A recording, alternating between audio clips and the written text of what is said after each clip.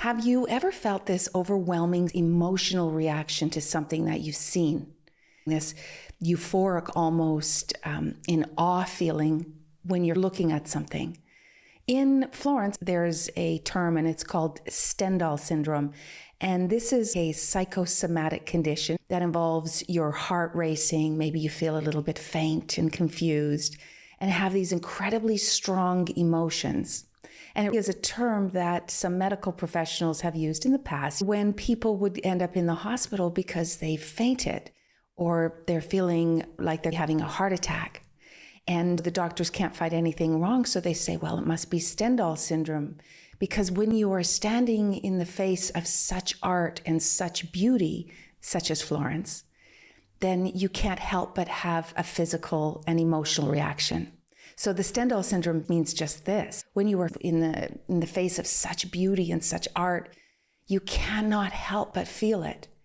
And I know this is just a great description for maybe people just getting overheated with lots of tourists not eating enough or drinking enough water. But I actually had this experience once, and it wasn't in Florence. Where I had it was in Sicily. I'm Samantha Wilson, Chief Dream Maker at smartmoveitaly.com, and this is A New Life in Italy, a show where each week I take you behind the scenes of what it's really like to move to Italy, introduce you to some fascinating people, answer your questions, and show you how starting a new life in Bel Paese is possible for you. I have been in Italy for many years, and we have traveled around the mainland, all the way from the north, all the way down to the south, into Puglia, and even Abruzzo, really going to all of the regions. But where we had never really escaped to or discovered was Sicily. And I don't know why. I think it was just one of those places we just hadn't really thought too much about. Of course, we'd heard all the stories and we'd, know the history and all the movies about Sicily. And actually, we work with a lot of people in our citizenship division that their ancestors came from Sicily. So I understand a lot about Sicily. But a few years ago, actually before COVID, we started to work with an amazing group of people in Nicosia, in the center of Sicily, sort of the northeastern center of Sicily.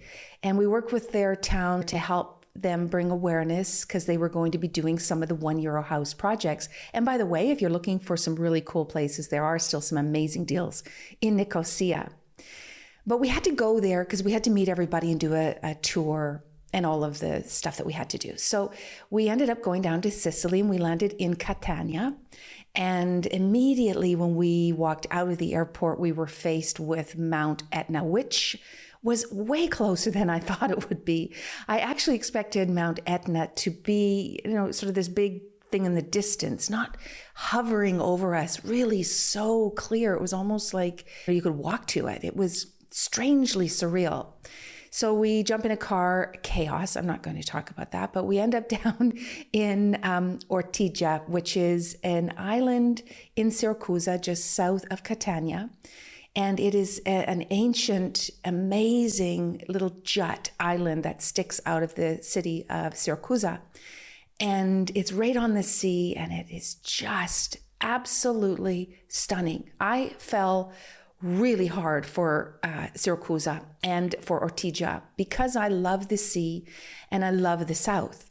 And what I saw in Sicily wasn't really what I had imagined. Of course, I knew it was incredibly old and it had been conquered by numerous people. And what I didn't realize was the beauty of this place. So we went out for a walk and we end up in Ortigia and we end up in the very chaotic fisherman's market, which is a sight to be seen. You have to go. It is incredible. The food, the sandwiches, oh my goodness. Anyway, don't get me started on food. So we start walking around and we are really getting lost as we do in new places. And we rounded the corner of this little street. I was trying to find the piazza because in Italy, life happens in the piazza, in the main piazza. So I always like to gravitate there at first to get my bearings. And I knew I wanted to get to the Piazza Duomo. And I couldn't really find it on the map because there's all these windy streets. So we're walking, and admittedly, I was walking far too fast than I should have because I was excited to be there.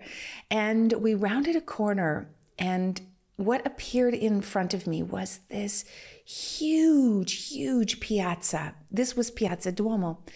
And it was just ginormous. And it was all travertine and this white stone that's indicative of Sicily in the south. And it was just almost glistening. And it was quiet because it was off season, so there wasn't packs of tourists. And there was a bar, with tables sitting outside and umbrellas because it's Sicily in January and you can do that. And they were serving this fresh squeezed orange juice. And when I came around the corner and I saw the facade, the front of the Duomo, I was literally stunned. I stopped and froze, really. I couldn't get over the senses that I was feeling. I couldn't believe this enormous, beautiful church that really has been used for a number of reasons over the centuries. And there was this guy playing this music, like a busker in the background playing this Sicilian kind of music. So it lent to the feeling and the sensations I was feeling. And I literally felt like crying. I honestly welled up. And I looked over at my husband and he could see that my eyes were all watery. And I just said, holy shit. Honestly, I was lost for words and I couldn't get over it. To this day, I still want that feeling, almost like an addiction, that feeling of, wow, what is this I'm faced with? And it's the closest thing I could really explain to the Stendhal syndrome that we get here in Florence. And I had it down in Sicily. And from that day forward, I was obsessed with learning more and more about Sicily. I wanted to know what the difference was between the West and the East. I wanted to understand what life was like really in the rural part of Sicily. I wanted to know more about the history, but I wanted to know as much as I could because of the feeling that I had, because I knew there had to be more than just this Piazza Duomo that had such an impact on me. And I knew that this island was huge. In fact, I think it's the size of Holland. Like, it's a big island. It's not, if you move and live in Sicily, it's not like living in a little tiny remote island. There's little islands off of the mainland of Sicily, but island of Sicily is huge. So today, this is the location spotlight episode, and obviously we're going to talk about Sicily, but I'm not Sicilian, nor is my family Sicilian. I just have this incredible emotional attachment to it. And I have decided to invite a true Sicilian onto the show today to talk about Sicily and what it's like to live there. I want to know more about the traditions. I want to know about the history, but also those big questions that most people have about Sicily is, what is the cost of living down there? What really is their diet and their culture and their traditions? And what do they value in Sicily? Because all of these things make a difference if you plan to live there and move there. So today I am going to welcome my friend, Annalisa Pompeo. Annalisa is a Sicilian woman who really embodies the essence of Sicily, both its culture and its hospitality. She is an amazing woman, and I know that some of you in our groups have met Annalisa before, and I'm sure when you look at our show notes and you see her picture, you will recognize her. Because she's the founder of Go Sicily, which is this cooking and travel company based down in Sicily in Agrigento. And she's dedicated herself to showcasing the beauty and the traditions and the flavors of her homeland to visitors from all over the world. And I see that she also travels across to the US and other parts of the world to help share Sicily as well. And she has all her cooking classes and meets people, just to spread the word about Sicily. So her expertise is really in running her own cooking and her tour company. We're going to talk to her about that as well. But what I really want to get is her insights into Sicilian traditions, their culture, their lifestyle, and her firsthand knowledge of the challenges, the ups and the downs and the joys of living in Sicily. All right, let's welcome Annalisa. Annalisa, welcome to the show. I'm so happy to talk to you again. Ciao, Samantha. Nice to meet you again. And thank you for inviting me to your wonderful podcast. I like to talk to you just because I love your accent. I can, you know what? I'm pretty good at picking accents now out in the different areas in Italy, the different regions. But I love the Sicilian, and yours is just like a song. Do you think I have a good accent? I love it. I love it. Oh my I could just talk to you forever. Oh my gosh, oh my gosh. Thank you. Thank Yeah, you. well, Sometimes when I ask to my clients and friends to correct my accent, they said, you can forget it. I don't want to correct your accent. it's true. It's good. You know, there's these posts I see on Instagram of some Italians doing these jokes about doing all the different dialects or the different accents around Italy. And whenever they get to this Sicilian one, I swear I can hear you in my ear. Wow. Yes, for sure. If I speak in Italian, you can understand that I come from Sicily. I'm not from Milan for sure. Yeah, exactly. Exactly. Okay, so now you do come from Sicily. So you were born and raised in Sicily. Whereabouts were you raised? Yes, I was born in Agrigento, but just because Favara, that is the medieval town where I live with my kids, has not an hospital, just for this. Okay. But all my life and also my parent life, it was based in Favara. And did you ever think of leaving Sicily, or is it just really who you are and your family history? No, I'm Sicilian 100%, and I love to be Sicilian. Yeah, the reason I ask you that is because there's all of these beliefs. People are leaving the South, that they're migrating up north, or they're leaving Sicily altogether. You know, a lot of our clients in our citizenship, I've talked about this before, their ancestors are from Sicily. So there was this mass migration, in the early 1900s. But I think now people are going back to Sicily, and the Sicilians are staying. True. Yeah, it's true. I don't know if I have to say unfortunately or luckily. I'm lucky to have not relatives that moved to somewhere after the Second World War and also the First World War. But all my family, all my relatives live in Sicily. And my passion about America, for example, is just because my job. And so we are 100% Sicilian. And proud to be Sicilian. I found that with all the Sicilian, I think that's true with Italians in general, but I find in Sicily, it really is a distinct culture. It's an autonomous region, of course, but it's a little bit different from the other parts of Italy. Can you just maybe give me a little bit of an overview of your idea of what sets it apart from the mainland? Did you say a little bit? What are you For kidding? Sicilia, just a teeny weeny bit. Oh my gosh. We are Italian, but first we are Sicilian. This is for sure. And what the difference and the main difference with the mainland? Everything. I think it's not only a culture situation, it's also geographical reason, right? Mm-hmm. I don't know. In Milan, north of Italy in general is cooler than Sicily, right? Mm-hmm. And also people, I think they are coolest than Sicilians. Mm-hmm. We are more, probably because we are in the middle, an island in the middle of the Mediterranean Sea, and from ever, we are welcoming people. Different culture, different races. So for nature, we are more open. Right?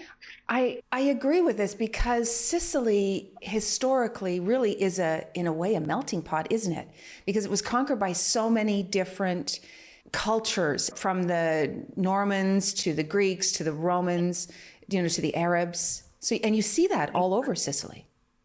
Oh, for sure. You can see all these cultures in architecture, in each inch that you walk, or also in the food. So I'm specialized in food, and when I cook, you can understand.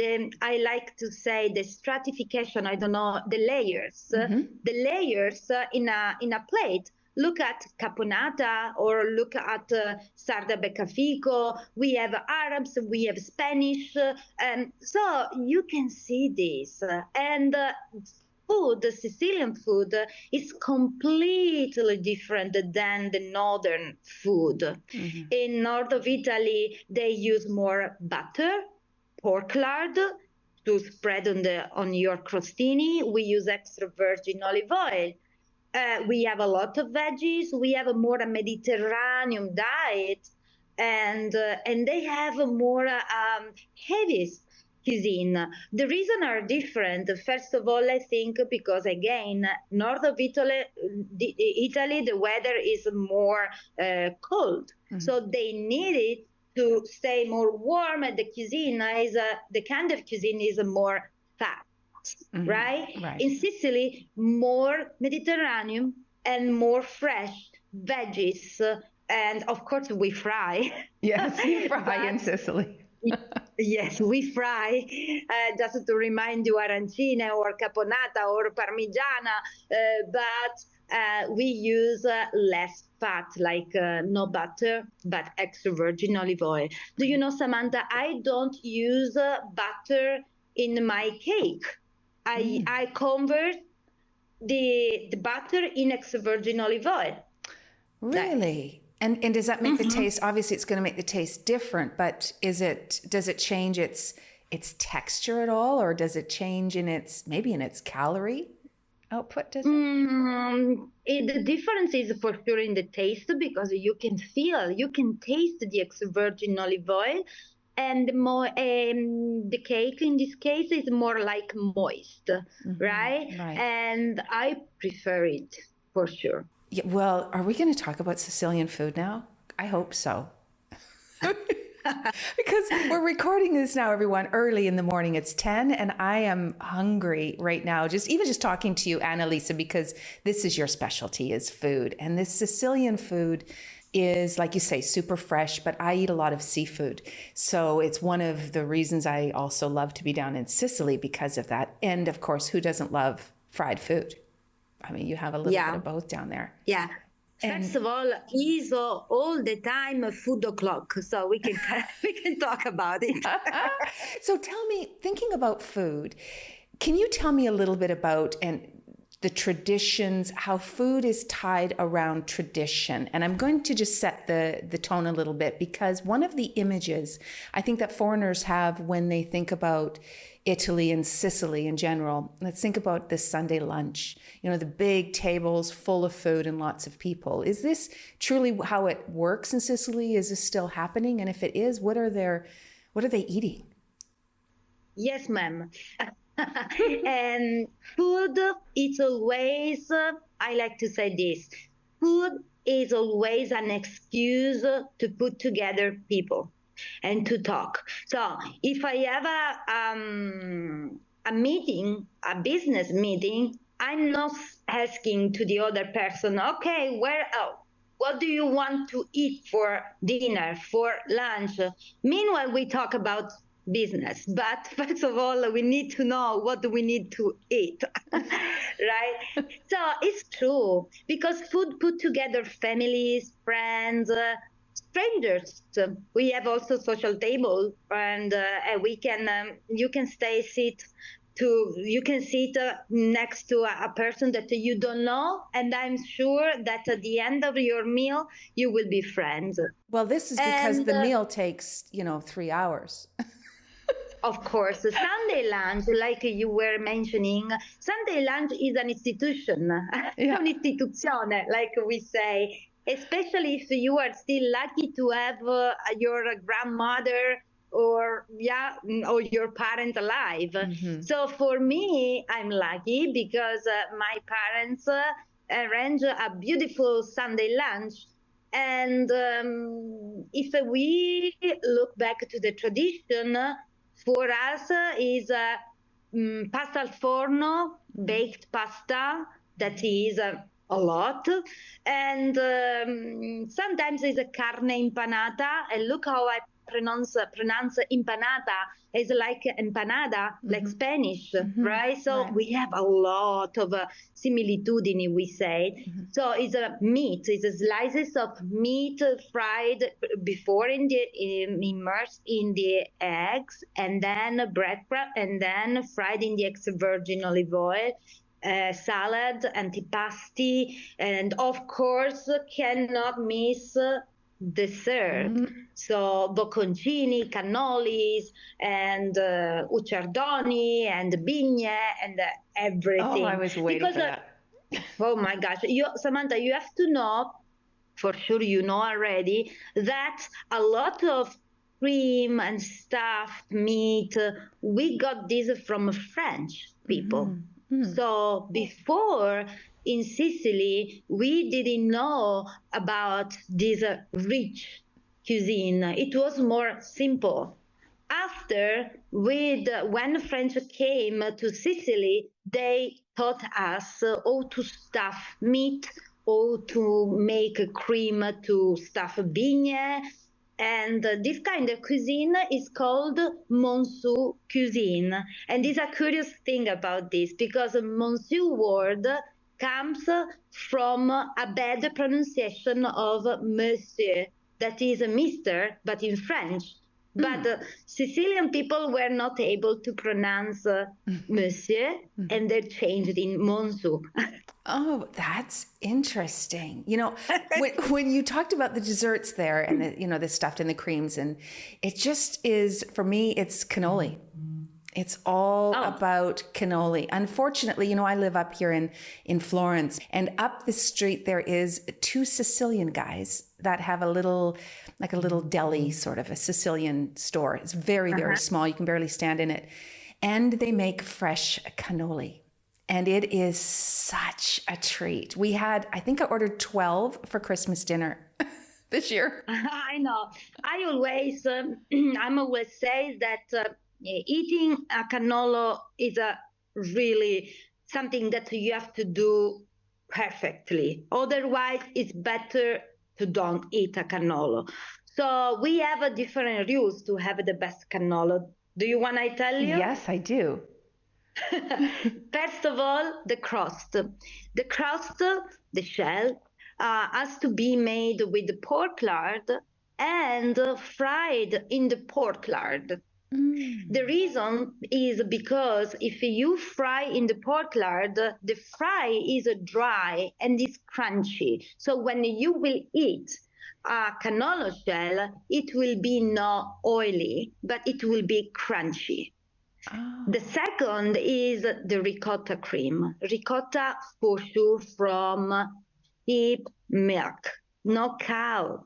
And you can feel the difference because it's more rustic, more, more pure, right?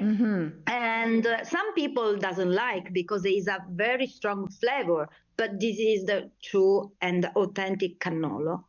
And the cannolo cream could be, ricotta cream could be with powdered sugar. Some people put candied zest inside or chocolate chips. My favorite are plain, just ricotta that has to be from the day before, a little bit dry, and a powdered sugar and a little bit of vanilla. And then the third rule to have the best cannolo is filled at the moment. Because if you fill the cannolo 2 hours before you eat it, it's a mushy, it's a soggy, and it's not crunchy anymore. Well, this is exactly why when we buy them down the street, because he makes them when we walk in, we have to eat them all immediately. This is what we say. Of course. This is what we say. Eat them now. Yeah, all of them. Yeah, we don't wait. Yeah. And for Natalie, sometimes to the airport, you can see the cannolo shell sealed by chocolate inside, right? To seal between the crust and the cream to doesn't become soggy because of course they don't feel at the moment Right. the cannoli. But if you can choose, please pretend to have a cannolo filled at the moment. In my case, no problem, because when I tour my clients around, I bring them to the best and oldest pasticceria in Favara, and they do the cannolo experience. So they get the right one by themselves. Yeah. Their own cannolo. Oh, wonderful. Well, I want to talk about that. I want to talk about your tours that you do in just a second, because I want one more question for those people who are thinking about moving to Sicily, because I think just listening to you, and if anybody is a foodie, they just, they're already packing their bags to come down there. But tell me what it's like to live there. Let's talk a little bit of the practical stuff. Like, is it, what's the cost of living? Is it safe? What do the Sicilians feel about foreigners moving in? Yeah. Again, there are many differences between living in north of Italy and south of Italy. So life costs for sure less here, especially because I live in Agrigento area. I'm not living in Catania or Palermo. That is a little bit more expensive, but nothing to compare to Milan, right? Yes, exactly. So I don't know, a kilo of bread, just to give a very authentic two examples. A kilo of bread is so €2.40, right? And compared to north of Italy, that is so much expensive. We are talking about 6-7 euros. Right. And the kind of life that we have here is a slow lifestyle. If you can, of course. We also have people that doesn't come home for lunch break, but most of us, if we can, we come home and we have a tablecloth, tavola apparecchiata. So it's a ritual. It's a ritual for us, and we make a plate of pasta every day. And with a sauce that could be fresh sauce or tomato sauce or broccoli sauce or pesto and everything. But this is something that look like, oh my gosh, it's just in the movies. No. It's a daily life in Sicily. Of course, if you can. If you have just 1 hour, you are working in a big city, you have no time, because you need an hour just to cross the city, right? But the life normally, usually in Italy, in Sicily, is really enjoyable. I don't know if it's possible to say this word in English. No, it's a good word. Yeah, it is enjoyable. The quality of life is very high in Sicily. And I think it's because first of all, the cost of living is lower, but the quality of life is higher, and you slow down. There's more sunshine. It's warmer. There's everything is fresh. What I do? If I have no services in the morning, I drop off my kids to the school in Agrigento, and I walk to the beach. So I go to the sea and I smell and breathe, just like a brainstorming with myself, like 20 minutes, and then I start my routine, my day. So after our conversation today, I have to meet my friend Francesca just for a coffee. You are saying, are you talking about something? No, just to meet each other. So on my planning today, I say, okay, let's spend 20 minutes with Francesca just to enjoy our time together.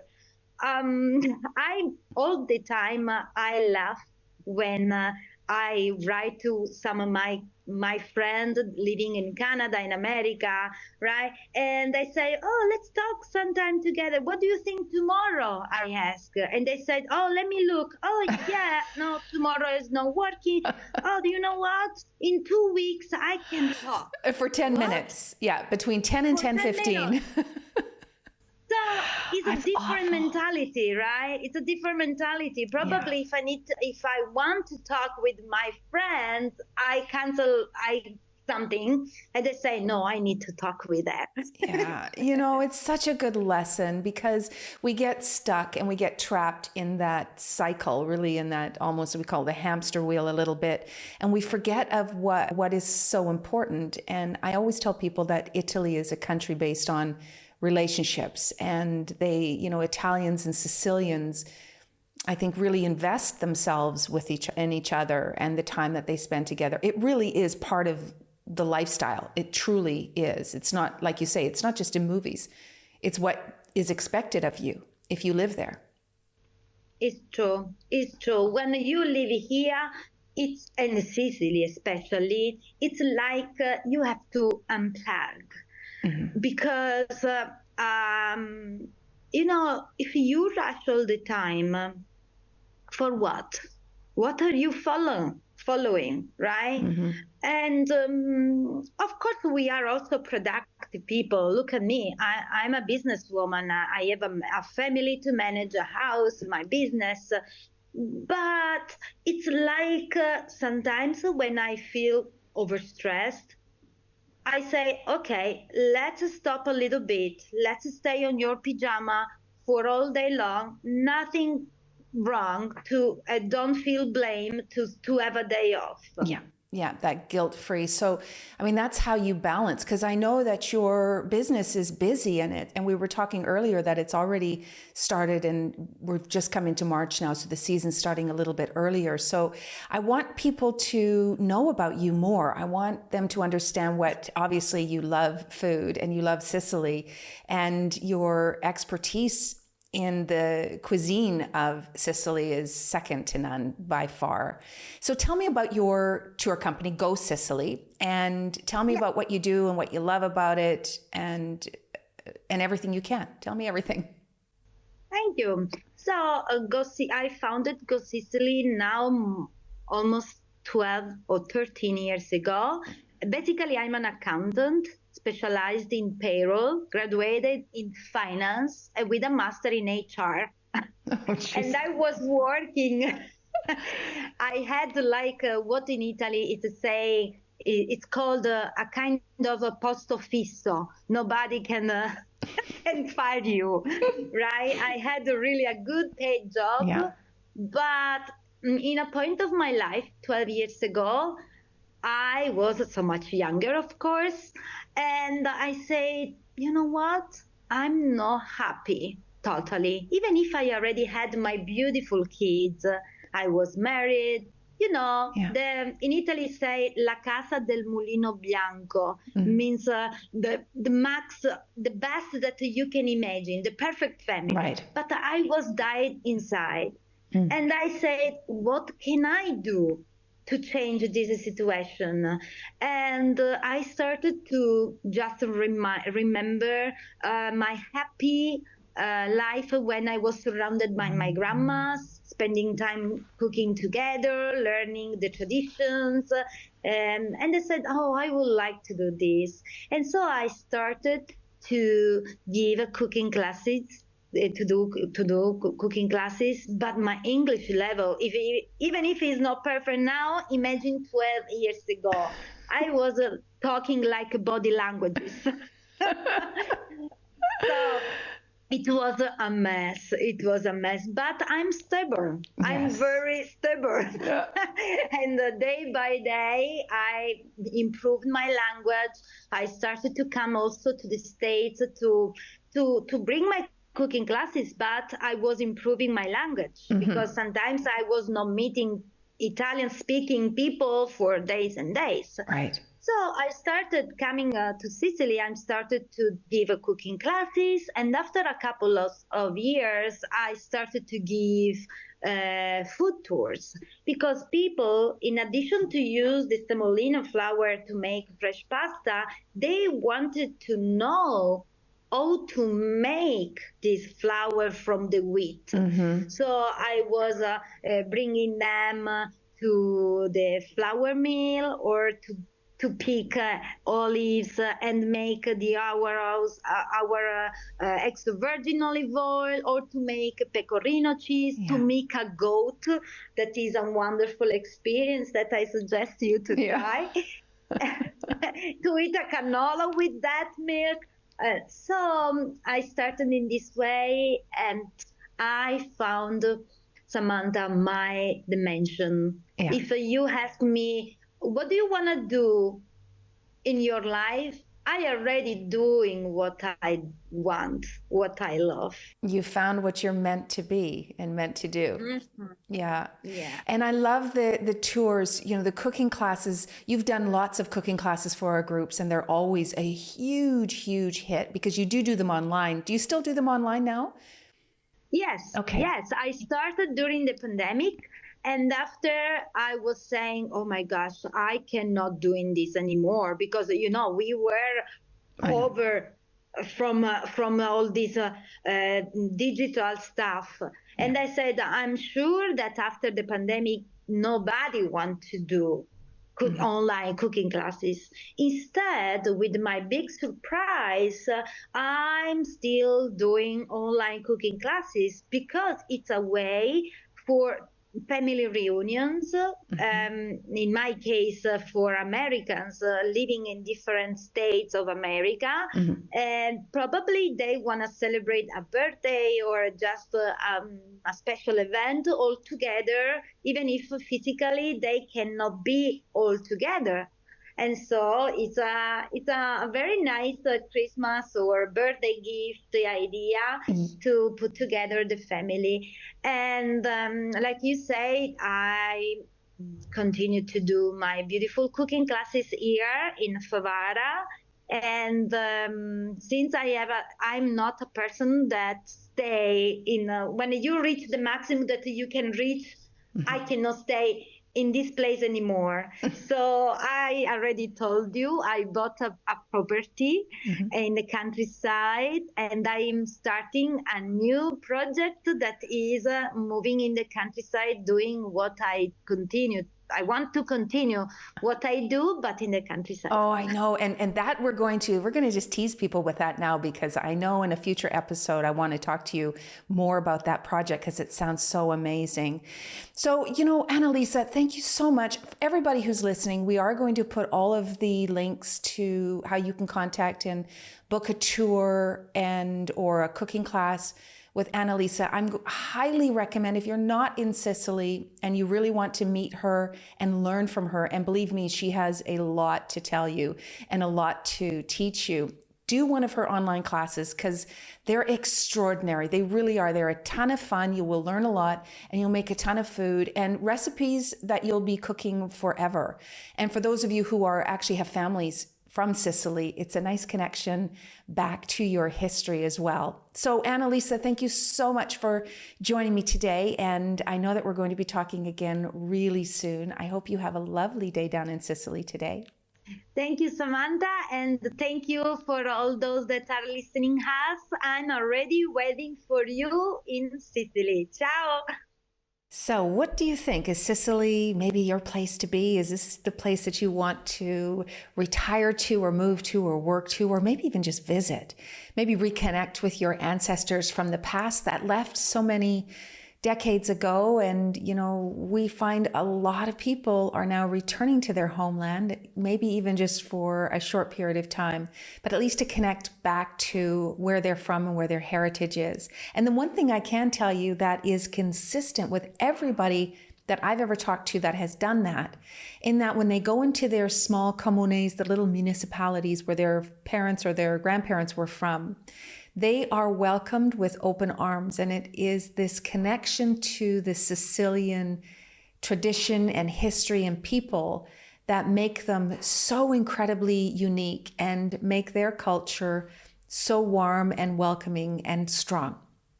So if you are thinking of traveling or moving to Italy, make sure to put Sicily on your list. Don't wait till your third or fourth trip. Make it your first trip.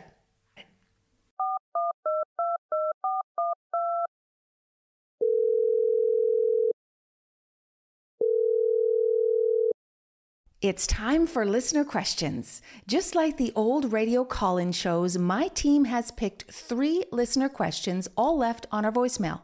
I have no idea what these questions are, but I haven't been stumped yet. Are you ready? Let's get started. Good evening. I am a dual citizen, United States and Italy, and I am debating about making my residency in Italy. However, I had a question. I am currently receiving Social Security disability for a health issue. In the United States, it is not taxable. Do you know if it is taxable in Italy? I have been asking a few commercialistas and also some tax people, and no one knows the answer. I was wondering if you could help me. Well, yes, it's actually a very good question. And I just recently had a client who is moving to Italy in very similar situations. So I'm going to start with, first of all, just giving you a little tip about a commercialista in Italy. So for those of you who've never heard this word before, a commercialista is like a tax accountant in Italy. They're a little different in that they often are the ones who will help you start a business and are kind of your advisors for your personal income and your life really here in Italy. So a commercialista is the one that you would go to ask this question, which I did. We have several commercialista that we work with. And for our past client, I know this answer exactly for you. The good news is that no, your disability will not be taxed in Italy, even after the fact that you are an Italian dual citizen. And the reason I'm saying this for others listening out there, in Italy, if you move to Italy and you are not an Italian dual citizen and you're getting a government pension, a foreign government pension, that pension is not taxed in Italy. However, if you are an Italian dual citizen and you're collecting a foreign pension, unfortunately, that foreign pension will be taxed in Italy. So the question is always, well, what if my government income is actually in the form of disability and I'm Italian? Do the same rules apply? Well, they don't, luckily. So it's actually in Article 6 DPR 917/86. I'm just sounding very official there, but that comes from our senior commercialista. And he clarifies that it is a different situation if it's disability. So the good news is, even if you're an Italian dual citizen, no, your disability, your foreign disability checks are tax-free in Italy. Hi, Samantha. This is Sal, and I had a question in regards to driving. So, as an American wanting to move to Italy, what do I need to know about driving if I only have a U.S. Driver's license? Well, hello, Sal. As a foreign driver's license holder, when you move to Italy, you can be driving on your license for up to 1 year from the time that you establish residency. The one thing that you have to be aware of is that throughout this time, you need to have an international driver's permit. And this is just a little like an add-on document that you will carry with you. Some rental companies will ask you for this document and some don't. Certainly more police are now asking for it if they ever jump out in front of you with a red paddle.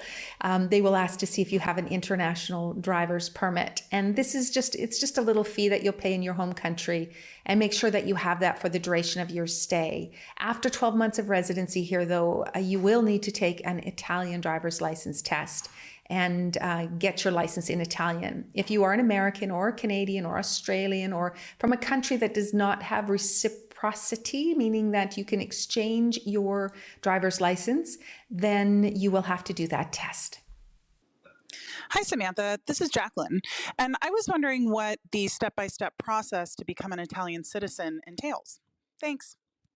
Hi, Jacqueline. Well, becoming an Italian citizen depends on a number of different things. First of all, citizenship by blood, which is jus sanguinis.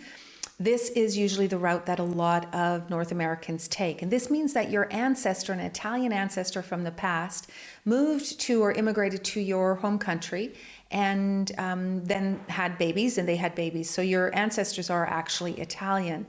And the Italian citizenship laws are super generous, meaning you can go back as many generations as you need to go back, as long as it was Italy at the time the Italian was still alive, and claim your citizenship. But the important thing is that there cannot be a break in the bloodline, meaning that the Italian would have become the citizen of the new country before the next generation was born. And to explain this further, what that means is that you can only be Italian if you're born to Italian people. So if your ancestor was, let's say, for example, was American, became an American citizen before the next was born, that child was actually born to an American man. If they did not naturalize and become an American until after the child was born, then the child was born still to an Italian man, therefore can maintain their Italian citizenship and claim it into the future. Now, there's many little caveats and many different forks in the road that you have to go down legally to find out if you really can qualify. But typically the steps to find out if you can apply for citizenship are: first, find out if you have an Italian ancestor. DNA itself does not qualify. You need to have proven documentation of an ancestor, vital records, birth, death, marriage, all the way up the line. Once you find that you do have an Italian ancestor, then you have to make sure the line is clear so there's no break, which I just explained. It usually happens through naturalization. If the line continues to be clear, then you will decide on which route you can apply. And there's many different ways. You can apply at the consulate where you live. You can apply through court, depending on your circumstance here in Italy, or you can apply directly in Italy, again, depending on the dates and the circumstances of your application. And then once you decide where you're going to apply, you have to prepare your application for the application process. Timing can take anywhere for 2 years to 10 years, depending on where that you are applying or you're able to apply. But the steps are really: determine if you qualify, find out how you can apply, choose the method that you're going to apply, prepare your application, and then go for it. And then you just have to wait, and you have to wait a really, really long time. Now, there's a quiz on our website at smartmoveitaly.com/citizenship. There's a little free quiz there. It's like 1 minute, and it'll tell you whether or not that you qualify. So I recommend you give that a try. I hope this helps. Well, that's all for this week's episode. Thank you for listening. If you have any questions about visas, citizenship, property, and, well, really anything about moving to Italy that you would like me to answer in an upcoming episode, please feel free to send us a voicemail at our website at smartmoveitaly.com/podcast, or just click on the links in the show notes. Thanks again for listening, and remember, you can find all of the resources and the links to the people and the places that I mentioned in this episode inside the show notes. Ciao for now. A New Life in Italy podcast is a production of Sentire Media, created and hosted by me, Samantha Wilson. Production by London Nero, and with special thanks to Ali Frothingham, Sofia Pisana, and the entire team at Sentire. Follow A New Life in Italy wherever you get your podcasts. And hey, if you're thinking of moving to Italy, whether full-time, part-time, or for a lifetime, come and see me over at smartmoveitaly.com, and we'll help you get here and start living your best life. And don't forget, if you love this episode, please rate and leave a review. It's much appreciated. I can't wait to meet up with you again next week, same time, same place. Ciao for now.